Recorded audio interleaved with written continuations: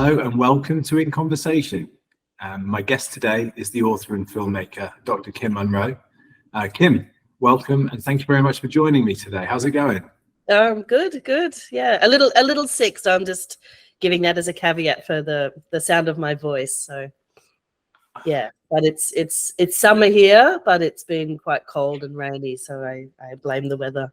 And just let us know, where are you calling in from today? I'm in Adelaide. So I'm in Ghana country here in Australia, in South Australia. So it's just after 9 a.m. here. And you are you on Christmas break yet, or summer break? I suppose? I'm sort of like sliding into it. So officially it's the end of next week, but then so it's sort of, I'm just tidying up some things, doing the sort of inventory of the year and like what haven't I done and what do I need to do before turning on my auto reply. So well, I can appreciate that. I'm definitely going through the same process at the moment. But I guess you'll probably remain quite busy because from what I understand, you're not only a researcher and a teacher, but of course you're an artist in your own rights and a filmmaker. So I imagine trying to balance between those three different components of your role and your life is probably quite tricky. So I believe that you'll be ready for a bit of a break and a bit of time to refocus on whichever part hasn't been the main priority over the last few months. Yeah, which I must say is writing. So I think it's sort of, summer is the time that a lot of people, they usually have a bit of a break, but then it's like the time to do some writing because there's no teaching. So do you find with those three components of your creative output, being an artist, being a researcher and a teacher, do you find you have to actually compartmentalize it and have particular periods of the year where you focus on each element, or is it kind of you're a bit more of a free form when it comes to how you work? Well, I think teaching is always the most pressing thing during the year because that's the sort of the non-negotiable aspect of the job. And I think the writing is the most difficult because that takes it requires some deep thinking and then sort of undistracted time. So I feel like that's the thing that goes, whereas I can do, my creative practice a little bit more easily because it requires less of that sort of quiet sort of solo time. So yeah, it's hard to get that balance. And I think the writing requires, for me, it requires almost like a daily kind of practice, which is quite hard. Yeah, when there's a lot of teaching and that preparation. I always find anyone who either identifies or who works like as an artist, researcher, teacher in those three different branches, I always feel like fair play to you. It's one of the more underrated positions in academia. And then you throw in maybe an administrative role on top of that as well. And I'm sure you've got your time is probably very valuable to you. I wanted to ask a little bit about what came first, though. Did you start off as an artist, as a filmmaker, or did you fall into that as a result of research and teaching? I think it was really the other way around. My first degree was in fine art, and I studied photography, and then I moved into film. And I guess I'd never thought about like research or academia as a thing. I didn't sort of grow up with those ambitions or even that knowledge. So I guess it came, I started teaching, and then I guess that was a progression through sort of various study pathways and PhD, and and now I'm in academia, which I think actually is it's a position that suits me because of the flexibility and because there is a constant engagement across a number of different facets. So yeah, it definitely emerged from my practice as an artist and then filmmaker. And to take it back then, when did you start producing sort of artworks? When did you kind of start taking pictures or thinking about film from a creative perspective? I think when I was young, I was very interested in writing, and I wanted to be a writer. And I actually just found these books sort of, I have all these books I made when I was about 7. So my artwork wasn't very sophisticated, but this is the little red broom and the dog that had no body. So I was very interested in storytelling, and Not really interested in drawing or any kind of visual arts, but when I was in high school, I got into photography, and I think there was something in the magic of that gap between taking the photo and then, you know, processing. You know, we had dark rooms and seeing the images appear and being able to then sort of do creative experiments and manipulate them. And I did, you know, I started doing like photograms and other kinds of experiment, trying to move away from representation. So I was very interested in that, in photography, and I think that's really continued into my filmmaking practice, like experimenting and finding other ways to express and represent ideas and stories and experience that are not so kind of realistic. Well, that sounds like a good juncture to jump in a little bit around your own practice. Can you tell us a little bit more about the sort of the filmmaking and some of the elements like that you're most interested in terms of pursuing with your own practice? So yeah, I mean, each project I do has a different I don't know, a different form and a different sort of genesis, and I'm really I guess sort of inspired and respond to what is, you know, around me. And now that I live in Adelaide, you know, I moved here about 2.5 years ago. It's like, oh, what's here? What are the stories here? What am I drawn to? What am I you know, what am I curious about? Who do I meet? And so a lot of my projects are informed by, I guess, sort of what I encounter in the world and how I might sort of respond to that or with that, and as well as like what kind of research questions or what am I reading, or so. You know, I've done a few projects this year actually. I think, you know, this has been the first year since, you know, there was, you know, COVID. I was in Melbourne. We had a lot of lockdowns in Melbourne. There was really, you know, I was very, you know, in this very small apartment, you know, for most of my time, you know, during that period. And then I moved here. So I feel like this year has been the year that I've started to, you know, make stuff again. And that's been really exciting. And I've sort of rediscovered the joy of that. And I've made a few films and, you know, really experimenting with new techniques, like, you know, as well as doing some filming and using some archival material, also using photogrammetry and LiDAR scan. So using kind of digital techniques alongside sort of more analog techniques. And I guess that's something I'm interested in my practice. And I'm interested in, stories around place and histories and also, you know, speculating, like how do you use documentary or these techniques to speculate on possible futures or alternative worlds or present. So yeah, that's something that I've been interested in doing this year, I think. And that, and that sort of, a lot of that emerged out of a residency I did early in the year, and it was around, you know, in a small town, and to make a work in response to that town. So yeah, a lot of my practice sort of, it sort of flows in that direction, sort of like what comes into my orbit and how do I respond to that. Oh, well, that's really interesting. I was actually wanted to ask you whether place and like local experience was something that informed your work, and it sounds like it very much does.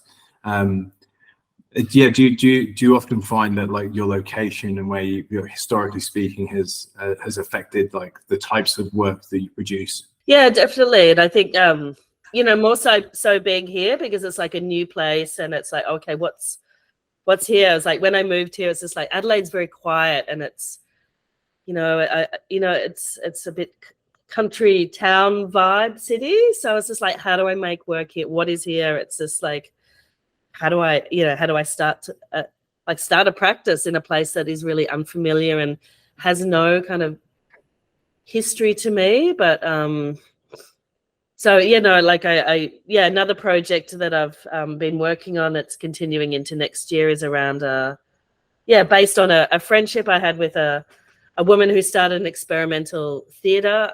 So that's a project that I'm working on, a kind of hybrid theater documentary installation. Cool.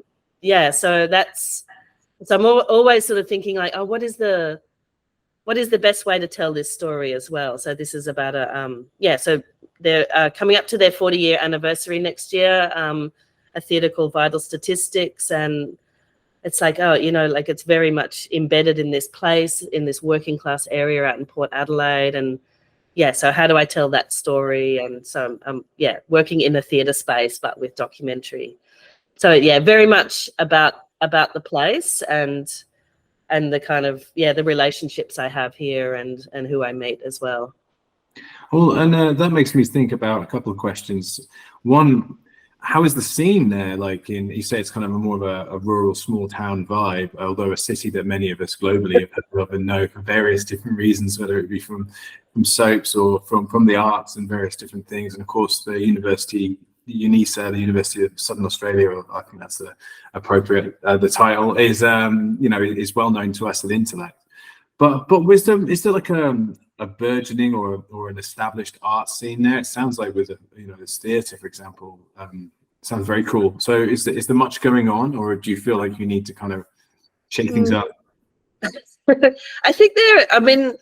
actually think there's quite an established theatre scene here. I think there's a lot of people moved here, I think, in the 70s and 80s because it was cheap and it was actually a very progressive place. There was a very progressive in terms of LGBTIQ sort of rights and laws in the 80s, and people moved here because it was also, it was cheap, and it's sort of that radical artistic kind of roots here around theatre. I think a bit about art as well, but a lot of people do move from Adelaide. They move to the East Coast, so Sydney and Melbourne.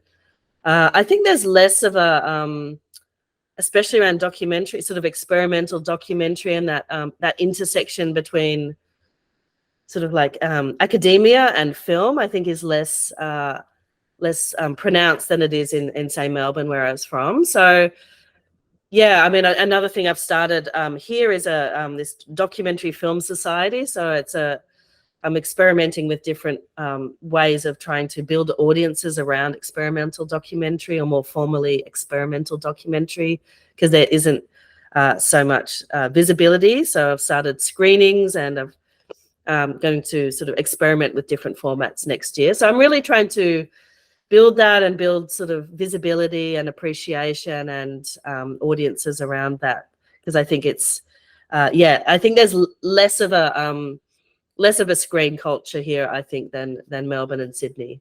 Right. Okay, that's really interesting to know.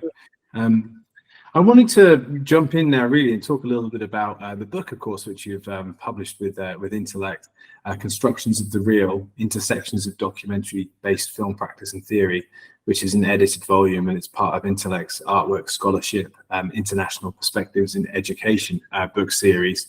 And I've been interviewing a few of your colleagues who've been involved in the series, and it's real broad in terms of the topics and the mediums covered. And I believe that this book that you've been one of the editors for is the first book that deals with sort of filmmaking, broadly speaking, within the series. Well, first of all, I just wanted to ask, how did you hear about the series, and were there any particular reasons why you were encouraged to publish in this Artwork Scholarship series? And then perhaps we could just talk a little bit about the book and the specifics. I can ask you a few more questions in a second, but I'm really interested in the different sections and some of the ways that you framed the books. But yeah, to begin with, how did you encounter the series, and any reasons why you chose to work on it? I think well, it came out of a sort of a friend, like a collegial friendship with the other co-authors.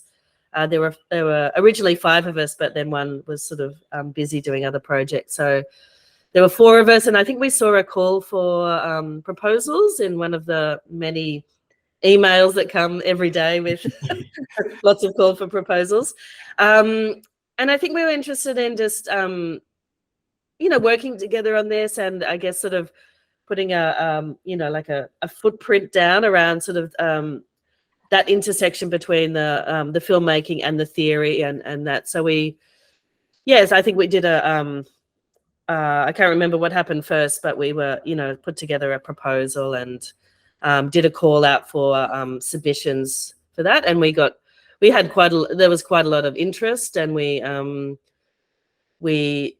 decided to I don't know, like we decided to make the chapters shorter in order to have more authors as well. So I think, you know, that was really good. You know, they're all 4,000 words, which I think is, you know, it's quite a nice, neat length, and it's quite different from sort of 8,000 that tends to be sort of, you know, standard academic length. But I think also because a lot of people are primarily, you know, practitioners, which is, you know, they all write as well. But I think it's a nice length to get an idea, you know, and then have more variety through having, I think we've got 23 chapters or something like that in the book.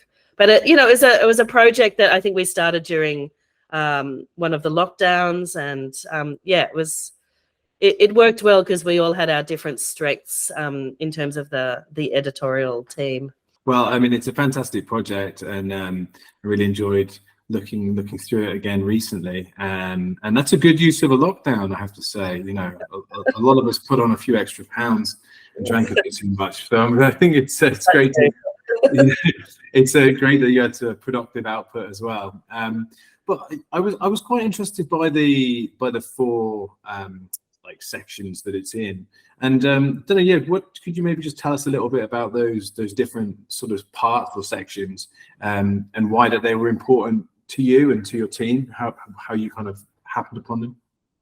Well, I think we looked at all the proposals that came in, and then, you know, there were 4 of us editing, so it made sense to sort of divide it up into like different sections that, and then we all really took carriage of a section that related to our own practice and our own research interests and our own chapter as well. So, I mean, some of them, like some of the chapters could have gone into 2 or 3 different sections, but it's just the way we organized it, and then we could sort of take ownership of those sections, and then we each wrote our introduction and put our chapters, individual chapters in there as well.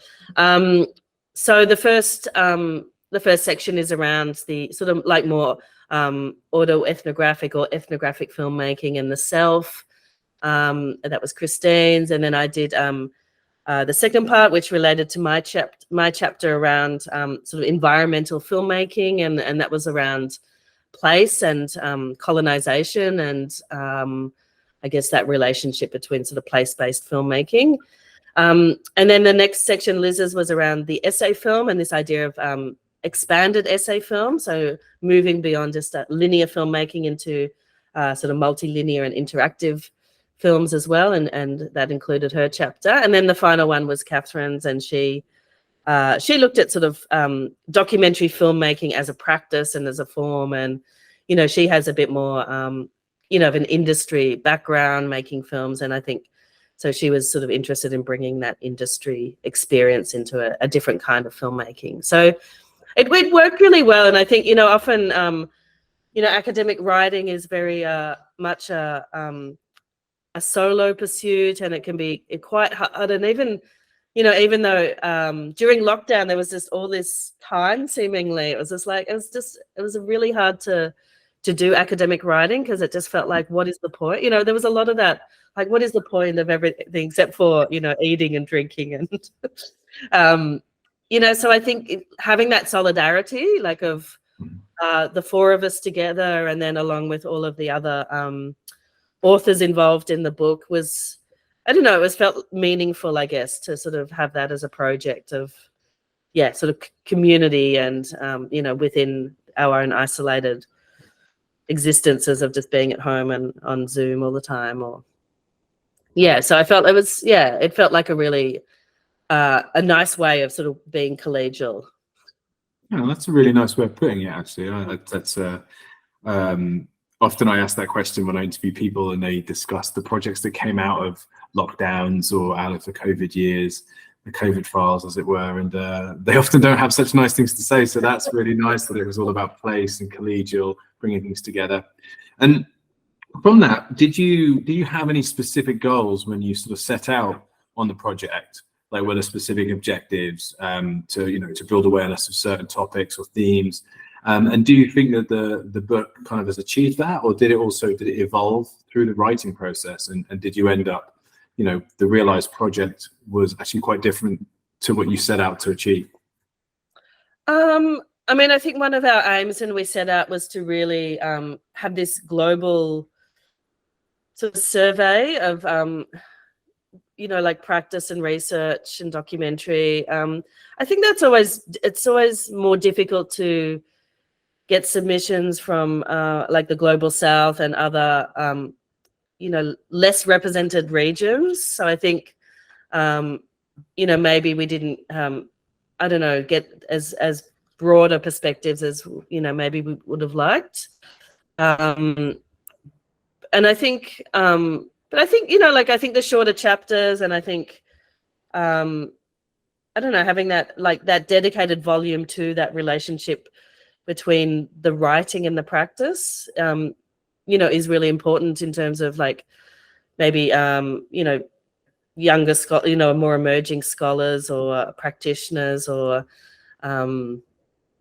yeah, I think, I mean, I think we achieved our aims, but it's just, it's always like, how do you bring audiences to that, you know, to that writing as well? How do you publicize it? How do you get people kind of excited? And, you know, documentary feels, it's, I don't know, like, I don't know whether it's, I mean, in some sense, it's really, you know, like the documentary industry is huge and, you know, it seems to be like a real sort of burgeoning field, but at the same time, you know, like a lot of, I find, you know, in terms of teaching, a lot of younger people are not that excited about, you know, like learning documentary. They see it, I think, because it's often misunderstood as a kind of type of medicine, or, you know, it's sort of like dry and pedagogical and sort of talking heads, which it's not at all. And I think, you know, trying to really make that more visible, that it is experimental, it can be very personal, it can be really, it's so broad and it's so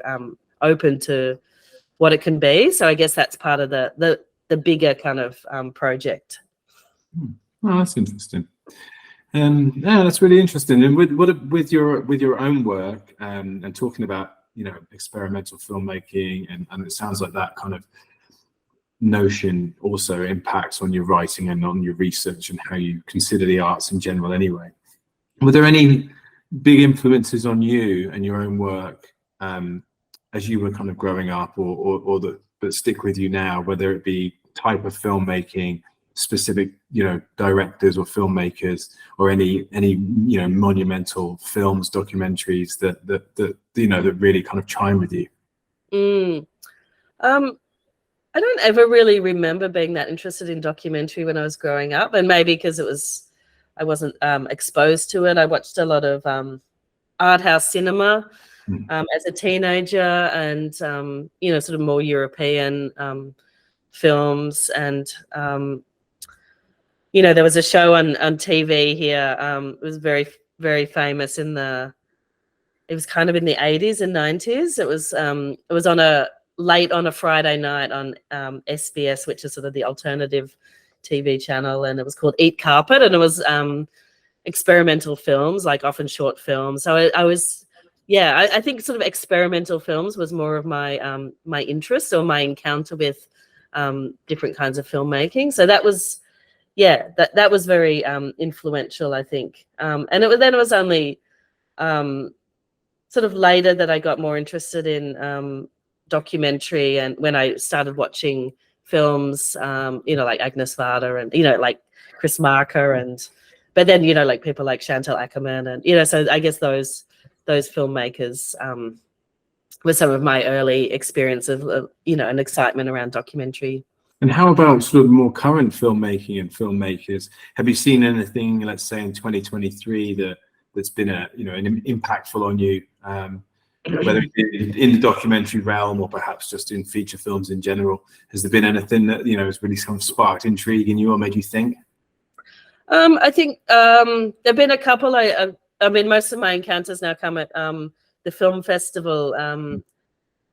So I saw a couple, and I think there's that real sort of play with form, and it's like things that are quite sort of I don't know, devised for the documentary. There was one called The Mother of All Lies, and it's like a sort of exploring this sort of like history of a violent act and family history and secrets, and it all uses sort of these these mannequin or these dolls and a set and sort of acted out, and then it has the sort of broader scope of the family kind of creating these sets and telling the story and the secrets. Or another one, Four Daughters, that sort of has these actors stand in for two daughters that have been sort of gone off and married ISIS people. So they're like really interesting formally, and sort of this sort of zooming in and out of, and then really, I guess, sort of showing the filmmaking. So I feel like that's become, I guess, quite popular, or it's a sort of current theme in filmmaking. Last year there was a really great film called Geographies of Solitude that was all shot on 16mm and used a lot of hand processed sort of techniques, and it was all set on this small island of Canada, Sable Island. So I guess these ones that are always pushing at the form and really trying to like match this, like this form and content, like what is the best way to tell this story, which I think is always the underlying question, like why tell this story in this way. So I think so I think there's a lot of really exciting work being done in a sort of global documentary at the moment. I've read that you're sort of fascinated by the intersections between immersive and interactive technology and social and environmental issues. Would you unpack that a little bit, especially maybe in the context of the book and also in terms of some of these documentaries and things we've been talking about? Yeah, I mean, I think that's another sort of strand of my my research, maybe a little bit less around my own practice, but around my writing, and I guess especially sort of like interactive works and VR or audio or site-based works, and works that appear in the sidebars at big festivals like IDFA or CPH Docs or Tribeca or Sundance. So these different ways of telling stories that are trying to use sort of virtual reality or augmented reality, and to tell stories in different ways. So I'm really interested in, I guess, documentary, those intersections between an art practice and a documentary practice that are trying to bring new ways and new technologies to telling stories, and how that might sort of, I don't know, raise awareness or get people to think or enact some different ways of being in the world. So I think there's some really exciting work being done that is often a little bit hard to see because it's very much a site-based or site-specific work. Well, I'm talking about exciting projects. What's on the horizon for you? Are you working on anything at the moment, whether it be a film or more writing and research projects? I'm actually working on a book, and around those questions around I guess these sort of contemporary forms of documentary and sort of social environmental issues. So I'm hoping to finish that off in the next couple of months. Have that theatre documentary project for next year. I'm about to go to India for a month, where I'm visiting a university. So I'll be there for a couple of weeks, and to do some. Hopefully, we're going to do a short symposium around creative practice and research. So I think that will be fun. But I'm really interested in just seeing what people in India are doing, like in Bangalore. I think there's a lot of activist and experimental collectives doing very sort of, political documentary work. So I'm really interested in just going there and seeing practices that you can't really sort of see from here. So being like, in that place for a time just to meet people and seeing what's happening. So I guess, there's a number of different things. And then, next year, hopefully I'll finish the book and I'll be able to move on to some other projects. And if people want to find out a bit more about you and about your research or check out your films, what's the best place for them to go and find that information? So I have a website. So it's just my name, kimmunro.com. I tend to put all my film projects and writing projects on there. So that's that's the place. Well, and of course, I would also urge everyone who's checking this out to go to intellectbooks.com and take a look at Constructions of the Real, Intersections of Documentary-Based Film Practice and Theory, which, as I said, is part of a broader artwork scholarship book series, a wonderful cohort of titles, and this is definitely one of my favorites that I've been reading recently. So wonderful work, really, really glad we were able to publish it and that process happened. Well, yeah, just I wanted to say thank you very much for your time today. It's been wonderful talking with you, and really glad that we had this opportunity to talk a bit about your practice and about some of the other projects you've been working on, as well as that book that you published with Intellect. Any final thoughts from you, Kim? No, that's it. Thank you so much, James, for your time, and yeah, nice words about the book too.